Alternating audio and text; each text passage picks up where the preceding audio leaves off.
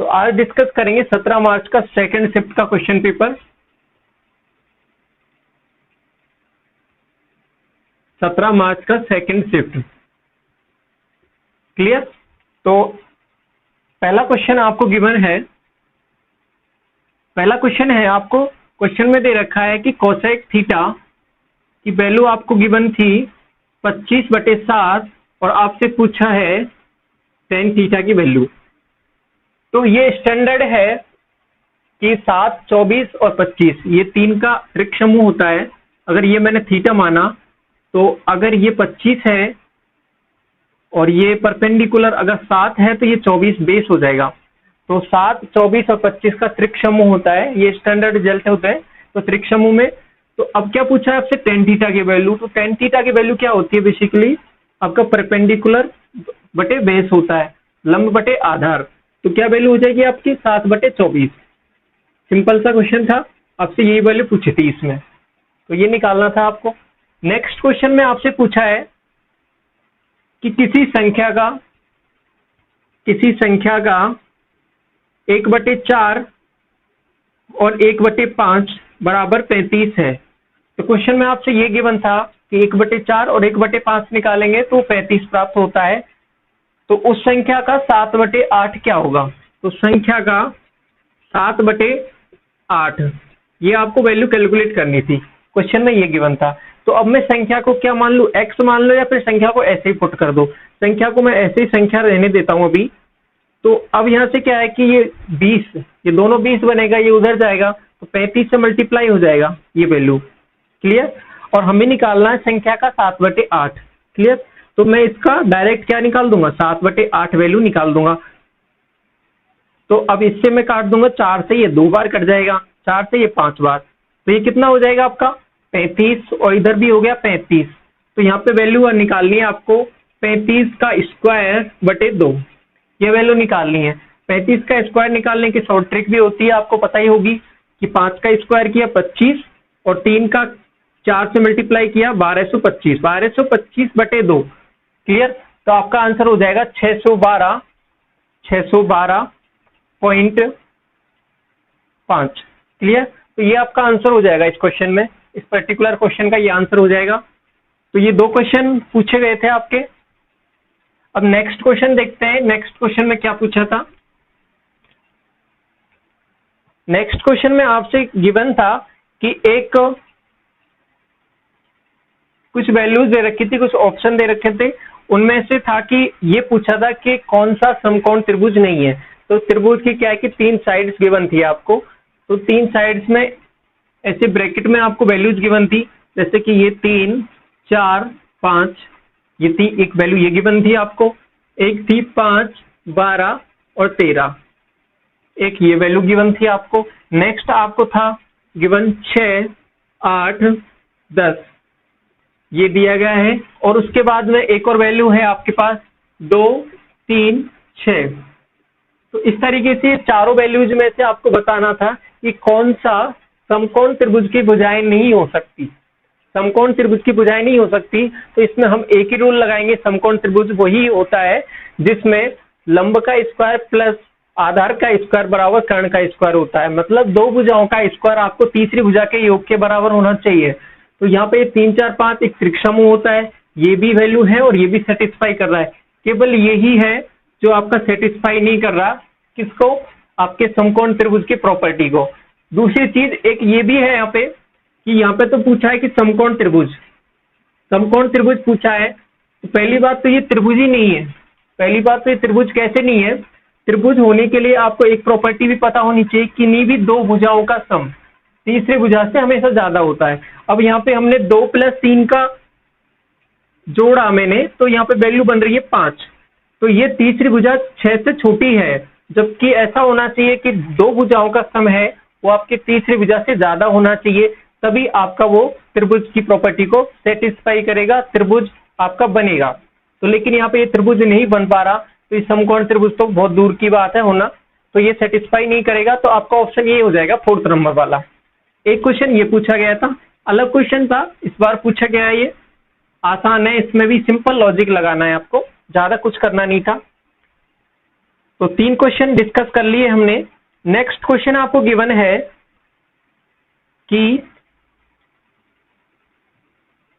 Question में आपको दिया था कि एक सर्कल का सेंटर दे रखा है, सर्कल का सेंटर आपको गिवन है,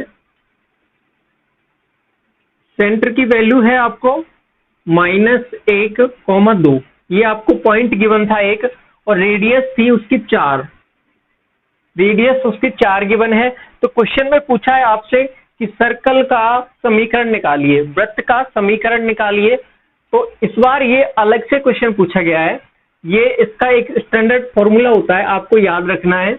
जब भी आपको सर्कल का सेंटर दिया हो, सर्कल का केंद्र दिया हो और उसकी त्रिज्या गिवन हो आपको, तो उसको निकालने का एक सिंपल सा फॉर्मूला होता है x माइनस एच का स्क्वायर प्लस वाई माइनस के का स्क्वायर बराबर आर स्क्वायर।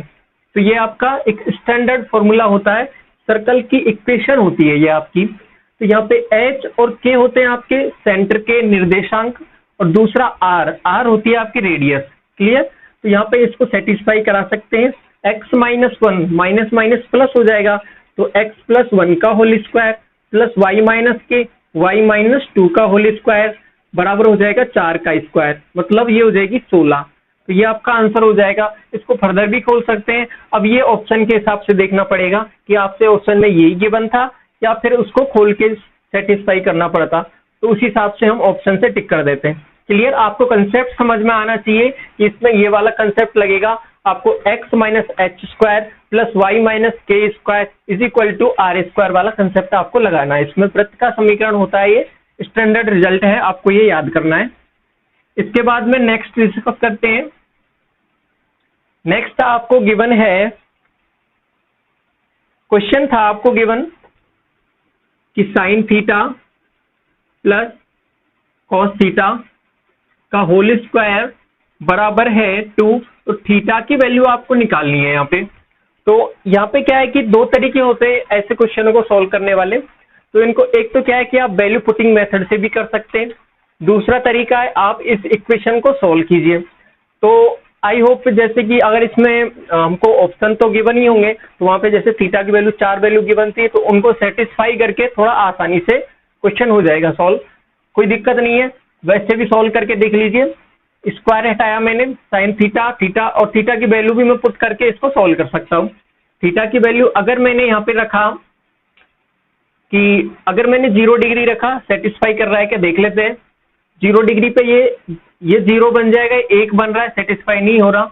30 डिग्री पे भी सेटिस्फाई नहीं कर रहा। अगर मैं 45 डिग्री रखता हूँ, ये होता है 1/√2, 1/√2, 2/√2 हो जाएगा। 2/√2 का मतलब हो गया √2, और √2 का स्क्वायर हो जाएगा आपका 2। क्लियर?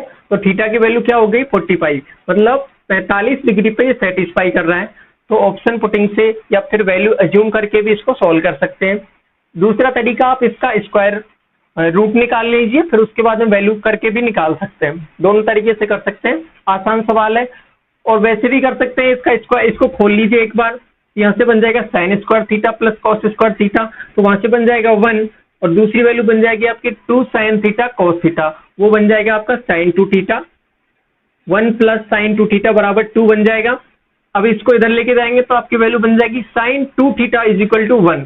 तो sine 2 theta is equal to 1, तो 2 थीटा बराबर 90 डिग्री, तो थीटा की वैल्यू आ जाएगी आपके पास 45 डिग्री। क्लियर? तो कई तरीके से कर सकते हैं इसको, बहुत ही आसान सा सवाल पूछा गया है, इसमें ज्यादा कुछ करना ही नहीं है। तो ये तरीका है इसको। तो ये मैंने इसलिए डिस्कस किया है कई तरीके, क्योंकि फर्दर कोई दूसरा सवाल भी पूछा जा सकता है नेक्स्ट शिफ्ट में, तो उसके लिए भी मेंटली प्रिपेयर रहें आप।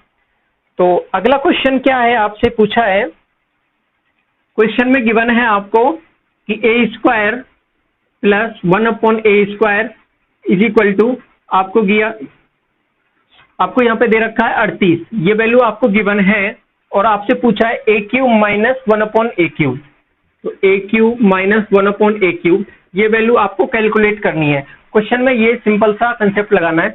तो सबसे पहले हमें a³ माइनस 1/a³ चाहिए, तो सबसे पहले इसके लिए हमें चाहिए होगा a माइनस 1/a, पहले इसकी वैल्यू निकालनी पड़ेगी। अब इससे वो वैल्यू निकालनी है, तो सबसे पहले मेरे को इसे क्या बनाना पड़ेगा, a माइनस 1/a का होल स्क्वायर। तो मैंने क्या है कि दोनों तरफ -2 किया, तो इधर -2 किया, उधर भी -2 किया, इधर बन गया 36, इधर बन गया a माइनस 1/a का होल स्क्वायर। तो ये बन जाएगा a माइनस 1/a, ये बन जाएगा 6 का स्क्वायर बनेगा, मैंने स्क्वायर रूट ले लिया, तो यहाँ पे क्या बन जाएगा a माइनस 1/a बराबर 6 बन गया। अब मुझे इसकी वैल्यू निकालनी है, तो अगर ये वैल्यू मुझे पता है और इसकी वैल्यू मुझे निकालनी है, तो इसको अगर मैं p मानता हूं तो इसकी वैल्यू हो जाएगी pq प्लस 3p। ये आपकी वैल्यू हो जाएगी pq, क्यूब किया मैंने 6 का, तो 6 का क्यूब करूंगा तो 216 बन जाएगा मेरे पास, प्लस 3p, 3 को मैं 6 से मल्टीप्लाई करूंगा तो कितना आएगा 18 जोड़ दूंगा मैं 216 में, तो आपके पास वैल्यू बन जाएगी 234। क्लियर? तो ये सिंपल सा कंसेप्ट है, इसमें ज्यादा कुछ अप्लाई नहीं करना था, केवल ये फॉर्मूला आपको याद रखना है कि पी क्यूब प्लस 3p। अगर आपसे a cube minus 1/a cube की वैल्यू पूछता है तो इससे निकाल सकते हैं आसान तरीके से। अगला सवाल है, आपसे क्वेश्चन में दिया था कि एक घोड़ा है जो 15 किलोमीटर प्रति घंटे से दौड़ता है। घोड़े के बारे में कहा कि ये 15 किलोमीटर प्रति घंटे से दौड़ता है। उसके बाद में क्वेश्चन में कहा है कि वर्ग की भुजा के चारों ओर, ये भी कहा है कि एक वर्ग है और ये क्या है कि इसके चारों ओर दौड़ता है।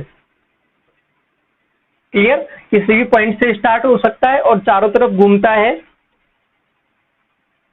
तो आपसे क्या है कि इसकी एक भुजा भी गिवन थी आपको 175, तो आपको क्या निकालना है कि कुल कितने समय में ये इसका चारों ओर चक्कर लगा लेगा।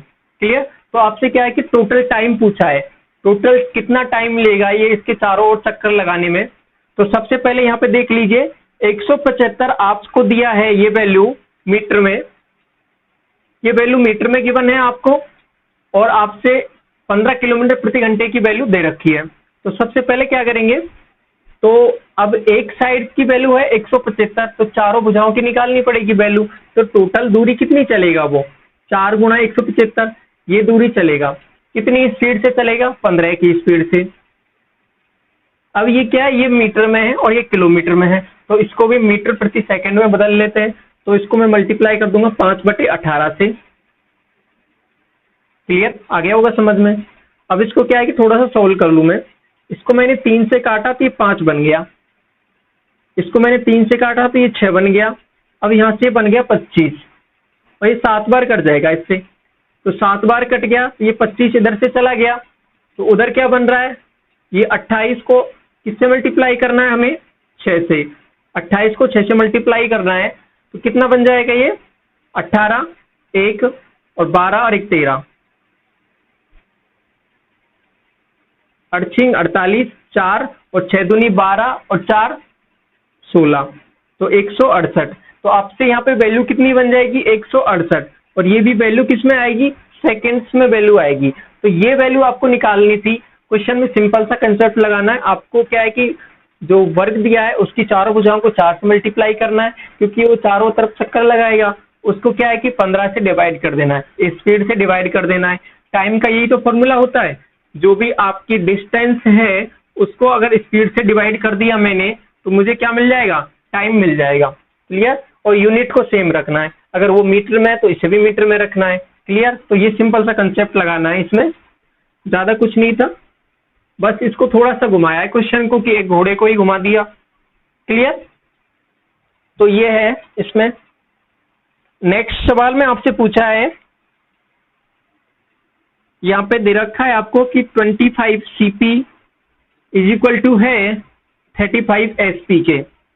तो आपसे पूछा है कि इसमें प्रॉफिट हो रहा है या लॉस हो रहा है। तो सबसे पहले कैलकुलेट करना है कि यहाँ पे प्रॉफिट होगा या लॉस।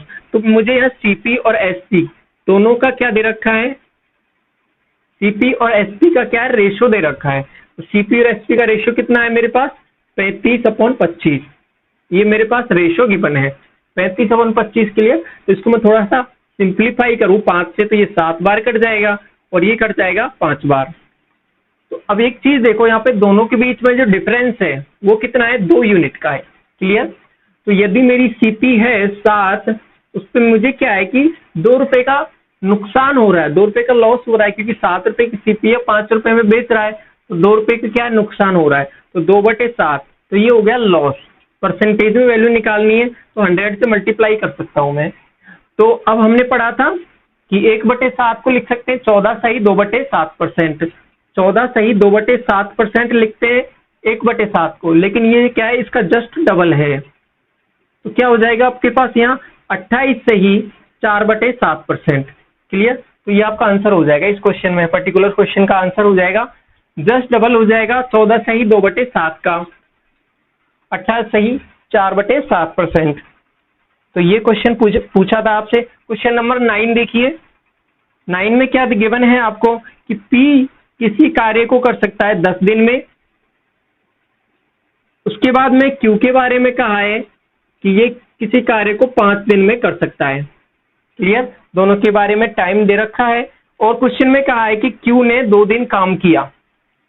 Q के बारे में कहा कि Q ने 2 दिन कार्य किया, 2 दिन कार्य किया, उसके बाद में कार्य छोड़ दिया।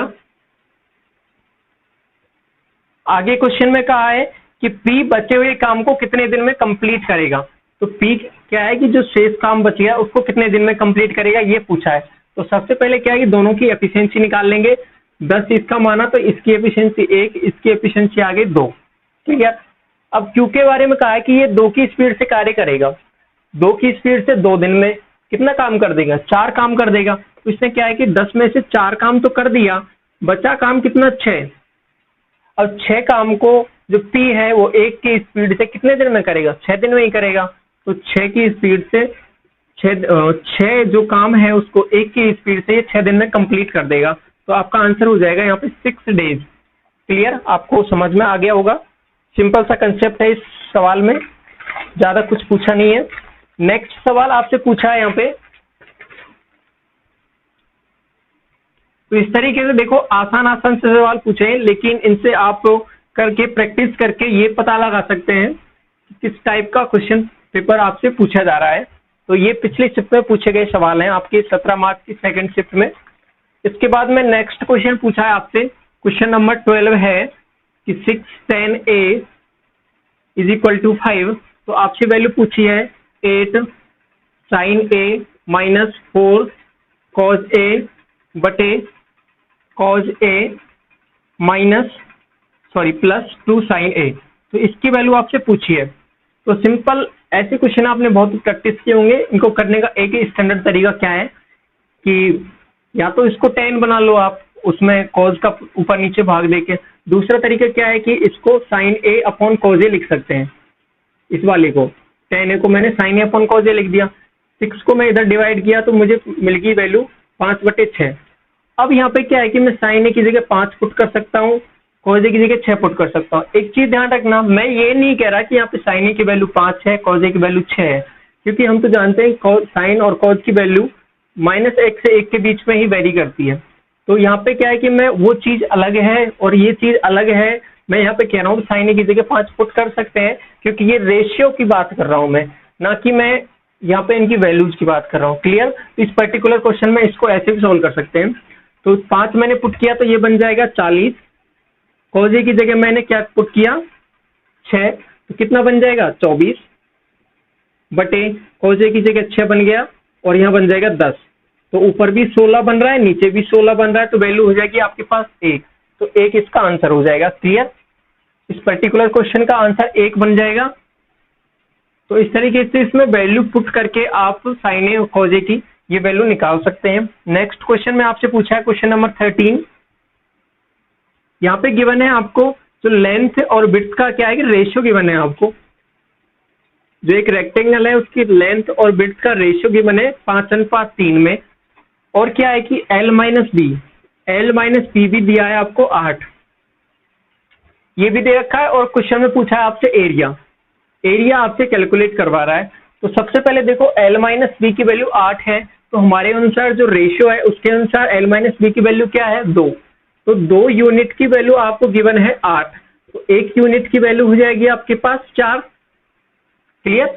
अगर 1 यूनिट की वैल्यू 4 है तो इसको 4 से मल्टीप्लाई करेंगे, इसको भी 4 से मल्टीप्लाई करेंगे, तो क्या है कि इनकी साइड्स आ जाएंगी। इसको मैंने 4 से मल्टीप्लाई किया तो ये बन गया 20 और इसको 4 से मल्टीप्लाई किया तो ये बन गया 12। तो ये आ गई इनकी साइड्स। तो एरिया क्या बन जाएगा, दोनों का मल्टीप्लाई, L इंटू बी, लंबाई गुणा चौड़ाई, तो मेरे पास वैल्यू बन जाएगी 240। तो ये आपका आंसर हो जाएगा। अब यूनिट कुछ भी हो सकता है, अगर ये मीटर में है तो मीटर स्क्वायर बन जाएगा, अगर सेंटीमीटर में है तो सेंटीमीटर स्क्वायर बन जाएगा। क्लियर है? तो यूनिट तो क्वेश्चन के हिसाब से जो भी आपको गिवन होगी तो उस हिसाब से बन जाएगी। ये है इसमें। नेक्स्ट क्वेश्चन है आपको, क्वेश्चन में गिवन है, क्वेश्चन नंबर 14 है ये। प्रिंसिपल की वैल्यू है आपके पास 8000, रेट आपको गिवन है यहाँ पे 20% पर एनम, और क्वेश्चन में क्या है कि टाइम आपको गिवन है 9 मंथ्स, 9 महीने आपको टाइम दिया है, और ब्याज क्या है कि किस तरीके से आपको देना है, तिमाही देना है। तो ब्याज की रेट है वो किस तरीके से लगानी है, तिमाही लगानी है। तो हमें कैलकुलेट करनी है वैल्यू CI की, तो CI की वैल्यू निकालनी है। तो सबसे पहले अब यहाँ पे क्या है कि क्वेश्चन तिमाही देने से सब कुछ क्वेश्चन में सब कुछ चेंज हो जाएगा, आपकी रेट भी चेंज हो जाएगी, जो टाइम दे रखा है उस हिसाब से वैल्यूज उसकी भी चेंज हो जाएंगी। तो किस तरीके से वैल्यू बनेगी, तो तिमाही, तो टी की वैल्यू, तो अब देखो 9 महीने में कितनी तिमाही बनेंगे आपकी, 3 महीने की 3 बनेगी, तो आपकी टी की वैल्यू तो हो गई आपकी 3। क्लियर? और रेट हो जाएगी आपकी, अब 1 साल में तिमाही होती है आपकी 4, तो रेट को क्या है कि 4 से डिवाइड करके हम वैल्यू निकालेंगे, तो 20% है तो रेट हो जाएगी आपकी 5%। ये कन्वर्जन आपने CI और SI में जब भी चैप्टर पढ़ते हैं तो उनमें सीखते हैं कि तिमाही में किस तरीके से रेट चेंज होती है और आपकी छमाही में किस तरीके से रेट चेंज होती है। क्लियर? छमाही में रेट को आधा कर देते हैं, टाइम को डबल कर देते हैं, ऐसे ही तिमाही में रेट को इस तरीके से चेंज करते हैं। तो हमारे पास अब रेट आ गया और टाइम आ गया, अब क्या वैल्यू निकालनी है, तो अब 20%, 5% को देखो, 5% को मैं लिख सकता हूं 1/20। क्लियर? तो अब देखो यहाँ पे 8000, 8000 को मैंने क्या करूंगा कि सबसे पहले मैं निकालूंगा इसका 1/20%, 1/20% निकाला तो ये कितना हो जाएगा, ये 3 दे रखा है, 1/20 निकाला तो 0 से 0 गया, यहाँ पे बन जाएगी वैल्यू 400, ये 400 बन गया। दोबारा मैंने 400 का 1/20 निकाला तो ये वैल्यू बन जाएगी आपके पास 0 से 0, और ये वैल्यू बन जाएगी 20। क्लियर? 20 का दोबारा से 1/20 निकाला तो ये वैल्यू बन जाएगी 1। अब जो CI होता है, जो 3 साल की हम CI निकालते हैं, उसके लिए जो नंबर होता है, मैजिक नंबर, वो क्या होता है, 331 का होता है आपका। CI के लिए मैजिक नंबर क्या होता है, 331 का, मतलब इसको 3 से मल्टीप्लाई करना है, इसको 3 से मल्टीप्लाई करना है, इसको 1 से मल्टीप्लाई करना है। तो ये वैल्यू कितनी बन गई आपकी 1200, और ये नीचे वाली वैल्यू बन गई आपकी 60, और ये वाली वैल्यू बन गई आपकी 1। तो टोटल आपका जो ब्याज मिल रहा है आपको, वो कितना मिल रहा है आपको, 1261 रुपए। तो आपका आंसर हो जाएगा इस पर्टिकुलर क्वेश्चन का 1261 रुपए। क्लियर है? तो ये हमें वैल्यू निकालनी है। यहाँ पे CI की वैल्यू आपसे पूछ रहा है, तो 1261 रुपए बन जाएगी आपकी। तो ये आसान सा सवाल था एक। तो देखते हैं और कोई क्वेश्चन रहा है क्या आपका। तो हाँ, तो इस वाली शिफ्ट के आपके सभी क्वेश्चन कंप्लीट हो चुके हैं। तो टोटल हमने 14 क्वेश्चन किए हैं, तो आपको अच्छे से समझ में आ गए होंगे। तो आई होप आपको वीडियो अच्छे से समझ में आ गया होगा। हमने जो भी क्वेश्चन किए हैं वो आपके जो पिछले जो सेट्स में उनमें पूछे गए हैं, और पिछला जो वीडियो में हमने डिस्कस किया था कि 17 मार्च की शिफ्ट 1 का पेपर, तो यदि आपने वो वीडियो नहीं देखा तो उसको भी जरूर देखें, और उसमें भी हमने जो भी क्वेश्चन पूछे गए थे उनके बारे में डिस्कस किया था, तो उनको भी जरूर देखें। और यदि आपने वीडियो को शेयर नहीं किया है तो अपने दोस्तों के साथ शेयर कीजिए, जिनका भी एग्जाम बचा हुआ है, तो उनके लिए काफ़ी हेल्प होगी इस क्वेश्चन पेपर को देखने के बाद में। क्योंकि क्वेश्चन आपको पता ही है कि जैसा कि रिपीट होते हैं, यहाँ से वो यदि क्वेश्चनों को एक बार अटेम्प्ट करके जाते हैं तो उनके लिए क्वेश्चन ज़्यादा नए नहीं दिखेंगे एग्जाम पेपर में, तो वो उन्हें आसानी से अटेम्प्ट कर लेंगे। तो इस वीडियो में यहीं तक रखते हैं। यदि आपको वीडियो अच्छा लगा है तो वीडियो को एक लाइक जरूर करना, और यदि आप चैनल पर नए हैं तो चैनल को सब्सक्राइब जरूर कर लें ऐसे रोजाना अपडेट्स पाने के लिए। तो थैंक यू, इस वीडियो में यहीं तक रखते हैं।